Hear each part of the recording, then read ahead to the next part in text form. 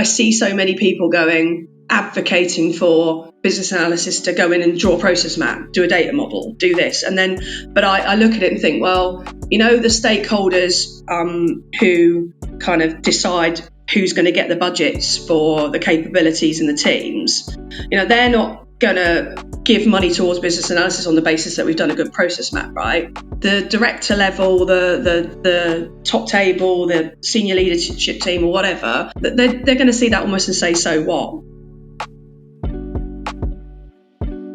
Welcome to the Inside Business Analysis podcast. I'm your host, Hannah Jacobs, and today I am joined with Karen. How are you doing today, Karen? I'm good, Tando. How are you? I'm very well. Thank you so much for being on the show today. It's going to be a really exciting conversation and a really exciting chat. I was actually thinking about this. I think you were the first person that I connected with when I had my first BA job outside of my immediate team. And then through that connection, you invited me to one of your events, and I came over, and it was actually a really cool event that you ran. And so it's a little bit of a surreal moment to be talking with you now after all these years that I've kind of been in business analysis. I kind of remember you were my first quote unquote official network connection that I made. Oh wow, I feel so honoured. I didn't realise that. Yes, I remember you coming to the session in Nottingham, and we were running some sort of community groups. Yep. There's a lot of cool ones out there, a lot of agile ones. We wanted to do a BA one, so I didn't realise that was kind of your first intro, but we welcomed everybody in. Yeah. It was literally my first month or something into my first BA role. I was completely fresh, but it was so cool. It was really good. But before we kind of get into the conversation today, just briefly tell us a little bit about who you are and what do you do? Yeah, so I'm probably going to have to declare now how long I've done business analysis. So I'm a business analyst, and I'm sort of a change expert, I guess. I've been around business analysis, change, IT since the late 90s. Worked in lots of big kind of companies, data enterprises, pensions, utilities. So, and I suppose you think, I don't really want to box myself in. So I've done a lot of those kind of roles within that change environment.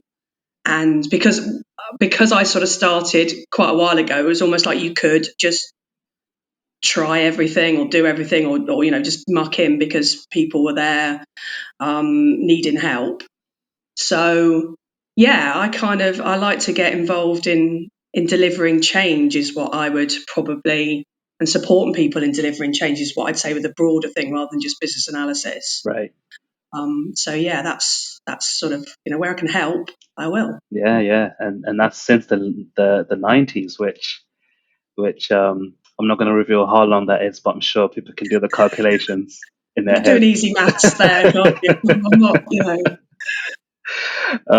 How did you get into it actually?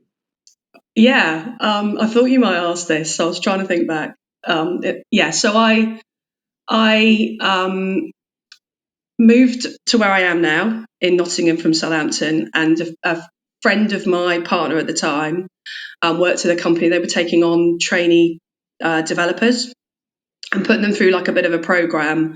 I can't remember how long it was. It's probably 8 to 10 weeks, and you learned a programming language, and then you had a job.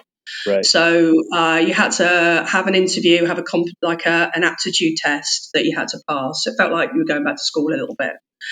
So I passed all of that, and then they had 2 cohorts they put through. So they put we learnt mainframe languages. So there was one cohort learning COBOL. No one's going to know what these are now, but it was a mainframe language, COBOL, and then the other one was PL1. So there was 20 of us on each of those, and we did so many weeks in the classroom learning the language. So out of the 40, there was 3 women. So there was 2 on the COBOL course, and there was just me on the PL1 course. And then we did all that training, and then we went in and became, it was called a programmer at the time, but it's a developer. So I come from that route. So I've come from sort of the technical side. But I guess really, really quickly, I realised that I was more interested in the whys of what we were doing. Not that I'm saying that, a lot of other people were, but they were probably much more content sitting and working out really complicated algorithms and, trying to kind of test the code and doing cool things with it in the evenings, where I was more, hang on, what are we actually trying to do for the business and the users? So I started to kind of work with account managers. We had clients that we worked for, large financial institutions. And I used to go with them and learn about what the clients wanted and help to explain to them what our systems were doing. So even though at the time there might have been a role called business analysis at the time, but there certainly wasn't one in that company for a little while, I was doing that sort of role. And the nearest thing to that at the time was systems analysis. So I started to get into that and did some modelling in that space and did some of that work. And then finally we did have I don't think I was ever called a business analyst in that first job, but we did have a business analyst and I started to work with her towards the end of when I was at that job. But I didn't really get on with her style because she was very much, you gathered the requirements and then you handed them off and then somebody else delivered it and you kind of walked away from it. And to me, that was not how I wanted to work. Anyway, I kind of moved from that job, not for that reason, but I moved. And then when I went to my next job, I was much more, I think business analysis had taken more of a hold anyway, and it was much more collaborative. And you're able to go out and talk to people, which is the bit I really like, is talking and understanding kind of people's perspective on their problems. Do you feel that your technical background actually helped you in your role as a BA? Yeah, I've actually been thinking about this quite a lot recently because where I'm at the moment, we're trying to understand kind of what makes a technical BA. So technical BA being someone that perhaps is able to talk to developers. And I think to a certain extent it does, but not in the way perhaps you'd think it would. So I can't code now. I probably could if I wanted to, but I'm not really that interested. So I don't talk to people building systems and using code in a way that I use my coding background to understand it. I'm more using the logical kind of thinking that goes with that kind of discipline that then, which is also what I use as a BA. So yeah, I suppose it does help me to an extent, but it's more the logical thinking. And it's definitely when I got in that second job, I came across a lot more people that came from the business route, that had maybe come from a domain and then kind of become a business analyst. And I think the common denominator is that kind of logical thinking. So I don't think you necessarily, in fact, I quite strongly believe you don't have to come from a developer background to be a business analyst or have like a deep IT background. I had no kind of computing background before I did the training. I didn't even have a computer. So wow. yeah. That long ago, yeah. Yeah.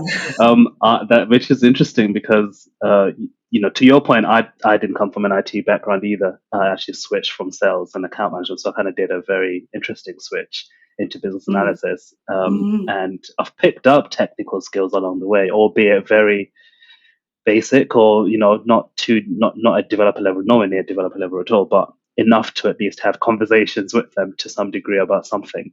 But yeah, I share the sentiment that you don't need technical skills, at least to get started within the role, within the projects you work on. You might naturally start to pick up things along the way. But it's really interesting to hear about your journey about, you came from that technical background, you then switched to BA world, and then you've been doing some, I guess, a lot of BA work since then. Have you, I'm curious to know, like, if you've felt, or even if you've done any BA certifications or learning at all on that journey? As in the diplomas and anything, diplomas so or I've got the BCS diploma. So I was lucky that I was put through that. It was a good few years after I started, and I think it's probably more entry level, if I'm honest. Certainly the kind of initial foundation or the international diploma. I've looked at other things. So I've looked at CBAP and some of the other kind of courses out there, and looked at some of the things that are more perhaps agile based, like DSDM. But and then I've done some Scrum qualifications. So I've got product owner, I've got Scrum master. I would say, because I said, I did the diploma a few years in. It's good to have all of the concepts. So, the concepts behind you. I'm not necessarily someone who likes to get a qualification, but you do need to understand the concepts in order to stretch the concepts and maybe hack them a little bit, which is definitely what I do now. But when I'm teaching somebody, I'm very much looking at making sure they understand the reasons why we're doing things and the reasons why we have like a structure to a process map or things like that, so that they get that before they start before they properly using that tool or that technique. I think requirements engineering is something that's in the BCS modules, is really important to understand the concepts of that, even though I suppose a lot of people think, oh, we're doing agile, so it's not really like needed, but definitely how that works and the rationale for it is still important, right? Even if you're delivering iteratively. So yeah, I've done a few different things, but yeah, I don't think you necessarily need the qualifications, but you definitely need to understand, like, there's core things that you need to know as a BA, so you can be confident as a BA. Yeah. Absolutely. No, I agree with that. I think for me, it was useful because, as I said, I came from a very different background. So going through those courses, it, it was more useful for the framework element that you're talking about and the concepts. Some of the things I knew because I had a business management degree, and fun enough, I was like, oh, I've learned this before, kind of thing. But and I didn't realize, the BA would use them. But so it wasn't for me. It wasn't necessarily a knowledge gathering exercise, should I say. It was more of a just ensuring that I understand the concepts, we've got the framework in place, and to your point, stretching the concepts. I really like that. Almost learn to break the rules, learn the rules to break the rules. So you've obviously have many years as a BA, or in business analysis, should I say, albeit holding various different job titles within that journey. If you imagine you had the power to change one thing in business analysis, what would that one thing be that you would change? I think business analysis suffers from a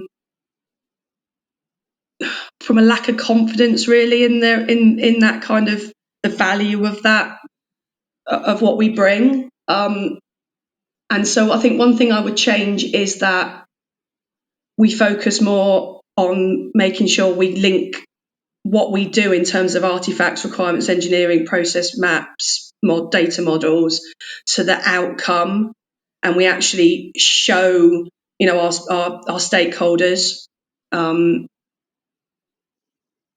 link between what we've created and the outcome that is going to enable. And usually an outcome is, to me, and we have lots of discussions about what the outcome of business analysis is. I think really it's enabling better decisions.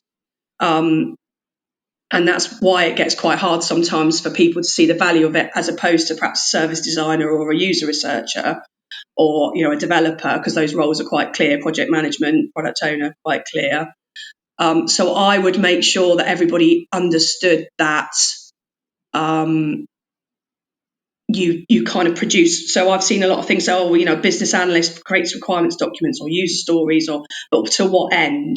So if I could get everybody that kind of went, they understood that they create this thing and then they need to present it back in a way that shows that, this is what I think the outcome, this is what it's helped with, this is what decision it might have unlocked. and these are perhaps the next couple of steps that you might take. That would be a better way of presenting, showing our worth, really. Because I know there's a few places now where people are sort of saying, oh, I don't really need business analysis so much, do we? And I think we need it. Well, of course I would say that, but we absolutely do still need it. That's a powerful point, and it's quite interesting because as BAs, at least from my journey, one thing that we always say is always understand why we're doing something.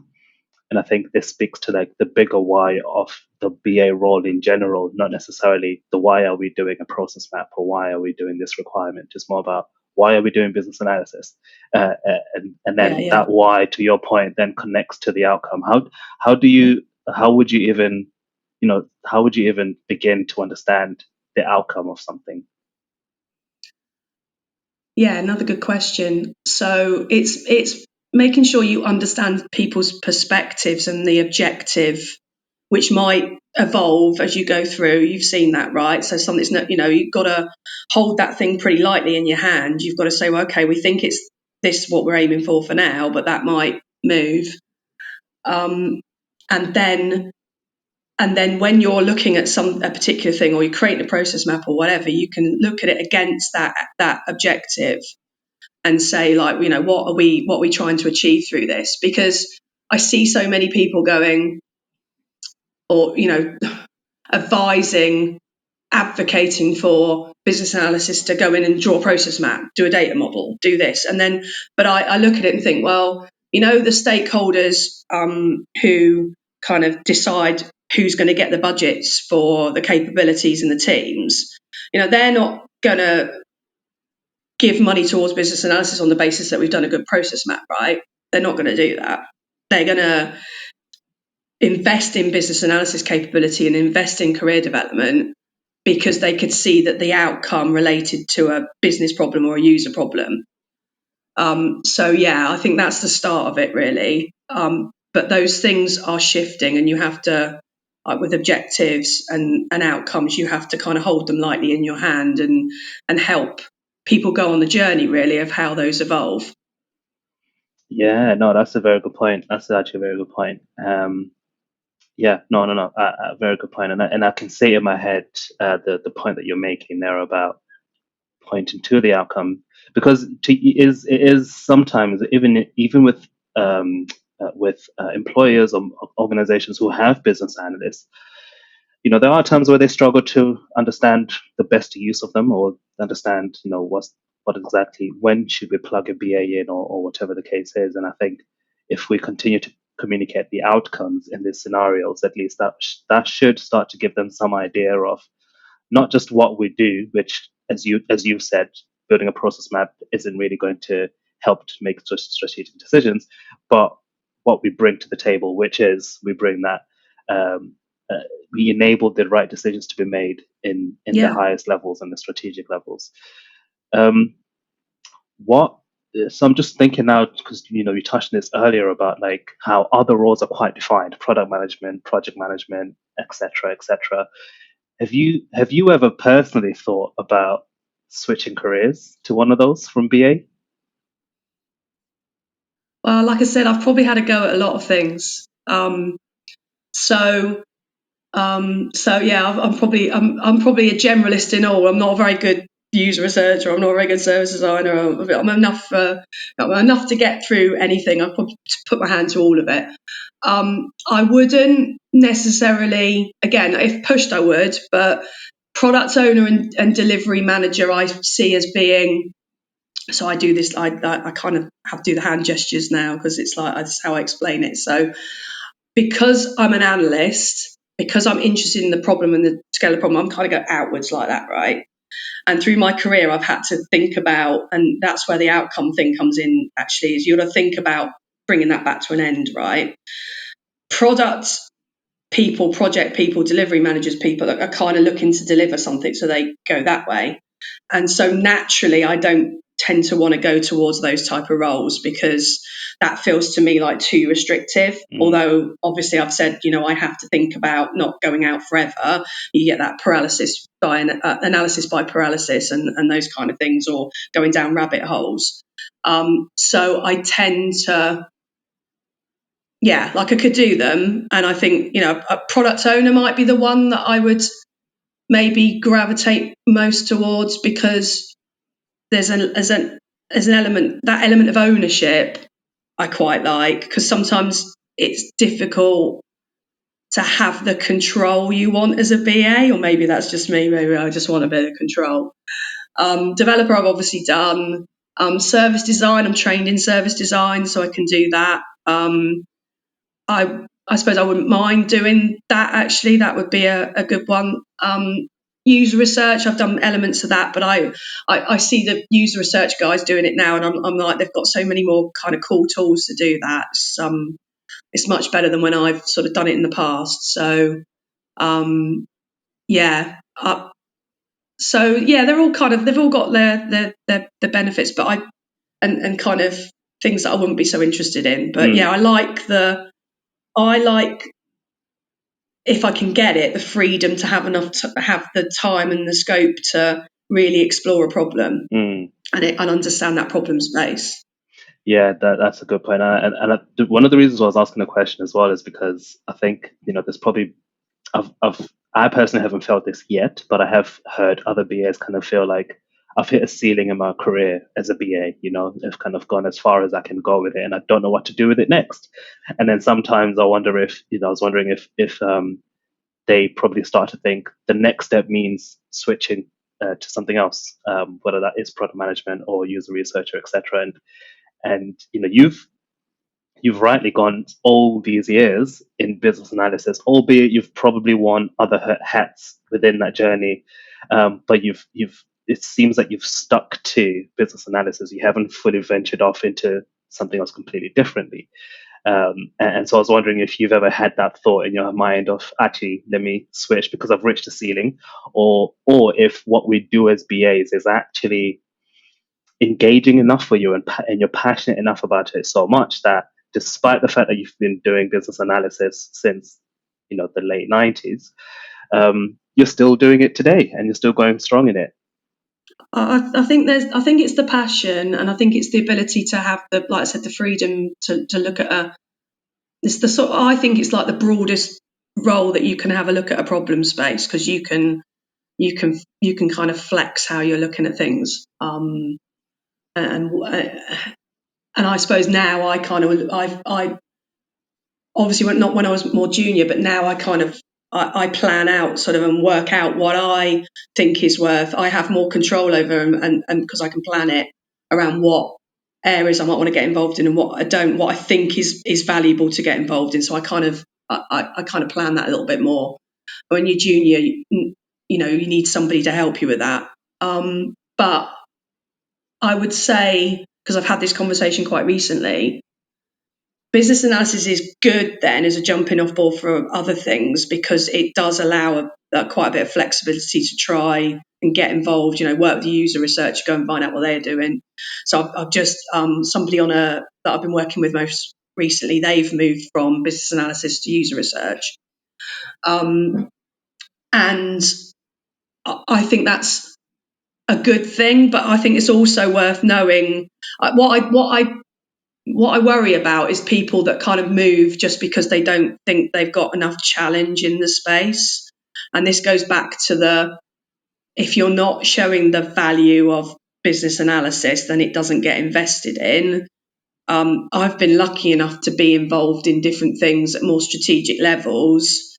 But that is where sometimes you get the challenge, because the company or the place that you're working in doesn't see that there's lots of different levels that business analysis can operate within.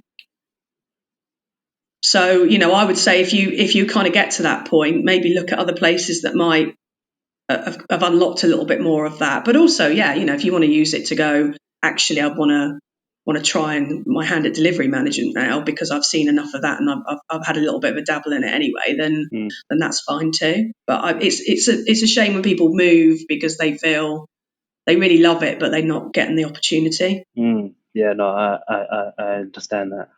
So let's just imagine then there is a BA who's in that position, and let's just say they haven't been in it that long, so they've been in 2 years, 3 years, something like that, and they're feeling that.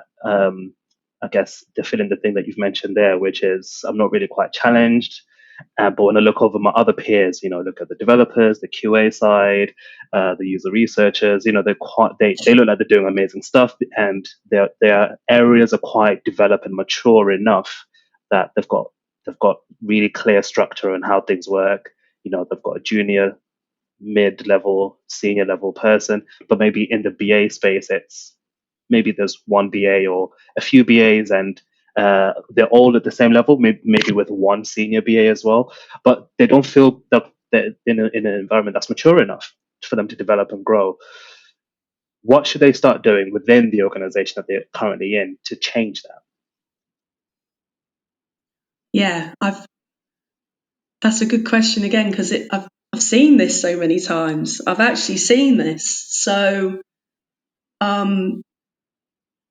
I'm going to point back to the outcomes again, and it's quite difficult when you're in the sort of a small space, right? But what I look at it as being is if I'm saying to people, I've done a great process map. I've done, I really do. I'm brilliant at stakeholder management. And the people that, the director level, the top table, the senior leadership team or whatever, I've got loads of things coming in like that. And they're not going to, they're going to see that almost and say, so what? So I do think you need to start showing, pushing out and showing where, don't create the process map for yourself. It's all about communicating and being clear and helping move the conversation forward. So start to show how that is working in terms of outcomes, and maybe spot opportunities where because there'll always be more complex projects or things that have not quite coalesced into a project. Depends on the structure, whether or not they've got a program structure, or how their kind of pipeline of change is coming through. But usually most people are in a position where they might see something else. Maybe it's somewhere where they've worked as in the operations in that space, or they've got a bit of knowledge from the other project or team they're working in that relates to that, and say, look, that's a complicated problem over there. I could use some of this learning and some of this of what I've got in terms of domain knowledge to help over there. Sometimes you have to. Well, I think quite often, actually, probably if you're in that sort of environment where the business analysis capability isn't mature, where I've come across places like some of the places I've worked recently, where there's no kind of head to advocate for business analysis. Perhaps that's the way to do it, or go and find somewhere else that is a bit more structured and has got that advocacy. Because the other thing is and I've learned this the hard way, really, is sometimes it's quite a struggle to do that stuff by yourself, or you might do it, but it'll take a long time. So put yourself first. If you really love it, but you're not getting the opportunities, and you find somewhere else who have got a better community of practice, have got people there who will advocate for you and help you. You can still do all those things I've said, but you've got somebody to back you up. No, I understand that completely, and yeah, I think it's what you talk about there is being proactive and not simply just kind of waiting for things to change, but fun enough, being the change within your own role or within your own team that your team needs to see. And so on that topic then of, say, other BAs in similar positions. So another thing I was thinking about was young business analysts, and I mean young in terms of years of experience, but it can be young by age as well. So people who are new to business analysis, right? What advice would you then give to them? Would you pass on to them? So imagine if Karen had met a BA in the early 90s, what would you say to that Karen? Yeah, you don't want to scare people off, do you? So you can be honest. there's an answer that might scare people off. I might come to in a minute, but I suppose I think it's I would probably say it's a really good role to be in terms of how much you can get involved in a team. And, you know, go and use the tools that you're probably getting trained in or about to get trained in. And just, you know, don't be afraid to draw a picture, put it in front of people and say, you know, is this right? And what have I missed? And even though that sometimes feels to people like, you know, the whole thing of the kind of inverse effect of the simpler the drawing is, that harder it was actually to draw. So, like, you know, you'll draw a really simple, like, model of the situation and everyone will be like, oh yeah, we already knew that. But there's power in that, right? So I would say have the confidence to do that. Have the confidence to put things in front of people that are most likely going to be wrong, but that's okay, because people respond much more. I've had someone else said this to me recently. If you put something in front of them that's wrong, if you kind of just asking them questions and say, and they, you know, that bit, and they miss like half the process out, or they don't tell you about the really important thing over here that like was like just like so obvious to them they didn't say it. So there's that whole unconscious competence thing going on. Just have the confidence to grasp the tools, put things in front of people, and when it's wrong, they'll immediately tell you it's wrong, and they'll start saying, oh, you know, and it's this now, and all of a sudden you've got all this brilliant knowledge, you know. So I think that's something that perhaps I shied away from, and I've definitely seen other people shy away from, either in terms of, you know, just being able to put something in front of people, or that sort of, well, I'm just going to roughly draw something out. So again, these pictures don't have to be like an amazing thing in Miro, or a process map with like everything down to the activity level and everything on it. You know, you could draw 3 or 4 boxes on a whiteboard. I'm still trying to figure out how best to do that online, by the way. So if anybody's got any tips. But you know, you could draw a couple of boxes on a whiteboard and have a conversation with 2 or 3 people and gain loads from it. So I would say that's probably just have that confidence to do that, and you know, just go for it. Put the pictures in front of people. They say no, great. So what is it then? Where does that box go? Where does that connection go? So yeah. You know, that's actually really good advice, because I definitely, in my early stages as a BA, in my early years, I was afraid of looking like I don't know what I'm doing. I guess it's probably the real fear. And so that then causes you to not feel, to almost feel like I need to, I can't show a simple process map. That just looks like I don't know what I'm doing, kind of thing. But actually, to your point, our role is to then really understand the problem.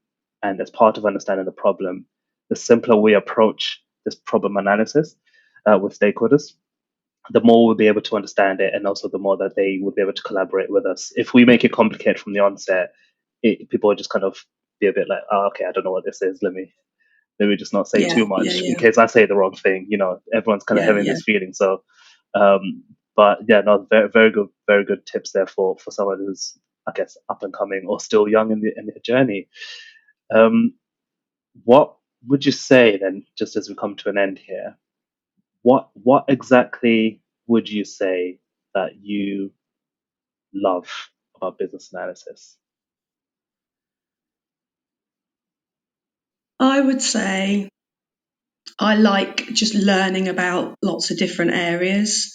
I'm not a domain expert, and in fact, I actively shy away from being a domain. I'm kind of like not interested in learning about something unless there's a problem there, and I unpick it. But then I've learned, like, when have unpicked things, I've suddenly become an expert in like the PAF, the postcode address finder, or some, you know, some sort of random area where I've needed to know about it. But I love the fact I can just use the tools to understand an area and then communicate it to help people think things through. And you get, you know, people, it's just a common thing, right, that we're all trying to solve a problem and we're all in there rolling around in it, and you go round and round in circles. And I love that bit where you can just pull it out and say, conceptually, is it, is this, and this, and then you get the whole no, yes, and then you realise everybody is on a different page. Because I quite often do that. I don't know if you do, but I'm quite often in a meeting thinking they both think they're talking the same thing, but they're really not. So I like that. I like being able to join random dots, which is how my kind of mind works. I'm almost taking a bit of information and just fitting it into a random jigsaw puzzle of things and joining it together. So I like the challenge of that. And I like the fact, you can, because I've got the tool set, I can literally jump into anything and understand it. So yeah, I've never really wanted, my boss called that like the SAS of business, an old boss called that the SAS model of business analysis. So you could just like parachute somebody in, and they use their tools and they understand the domain. So I like that, because I can go in, and I do it even, I sadly go in shops and things and work it, and I ring the call centre and I think, okay, so your process is working like that then, is it? So my brain is constantly doing that. So kind of feels like I should just carry on doing this, because that's the best fit for me as well. So. Yeah, no, it naturally happens. Honestly, I think I do it as well. I mean, I wouldn't say I look for it, but when I spot it, it's hard to then not think about it. When you realize that, okay, this is not working well. Like for instance, the other week I had to, I wanted to reclaim my train ticket, and I couldn't believe that the steps I had to take to just reclaim the money back from my train ticket.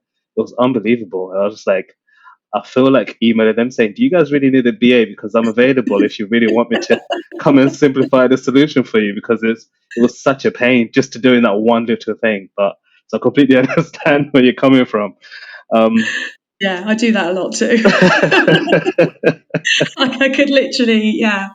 You just need me to help you with that.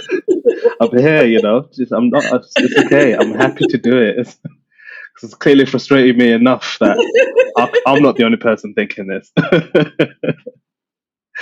But Karen, it's been such a pleasure talking with you today, and I have to say, being in this profession for that long is, kudos to you for doing so. I don't know if there's any awards for business analysis outside of like getting certifications, but if there were ever some, like the Oscars for BAs kind of situation, you'd probably get some sort of something from someone. Oh, thank you. Just for the years of experience and journey that you've had so far. Yeah, and I've tried to make it expansive, not just do the same year 25 times or whatever. Yeah, so yeah, and I like, there is an award. I love an award. Let's have a star or we'll something. Find one. Yeah, we'll find Contributions to business analysis.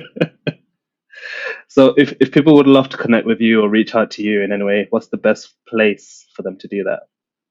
Yeah, I'm on LinkedIn. You should be able to find me. So that's probably the best place to find me. I'm always interested in having conversations. I'm always, I'm posting little things on LinkedIn occasionally just to see what the thoughts are of the community, because that's really interesting. So yeah. No, great. I'll put the link to your LinkedIn profile in the show notes as well.